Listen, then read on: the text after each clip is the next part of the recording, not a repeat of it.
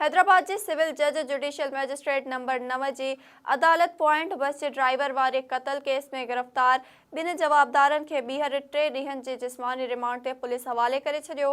SS news जे reporter GM Chandio मूजिबि बल्दिया police जवाबदार आसिफ शाह ऐं संदसि पुटु ज़ीशान शाह जो रिमांड ख़त्म थियण बाद खेनि लाॻापियल अदालत में पेश कयो।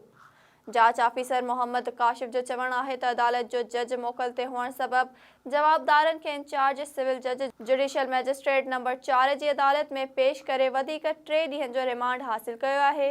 जवाबदारनि खां जांच दौरान वाक़े में इस्तेमाल थींदड़ हथियार हथ कयो वियो आहे।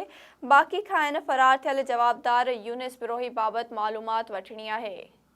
वाज़े रहे त 20 जनवरी ते सिटी गेट वटि सेंट्रल जेल साम्हूं सिंध यूनिवर्सिटीअ जी पॉइंट बस जे ड्राइवर गुलाम अली खे मोटरसाइकिल ते सवार हथियारबंदनि फायरिंग करे क़त्ल कयो हो।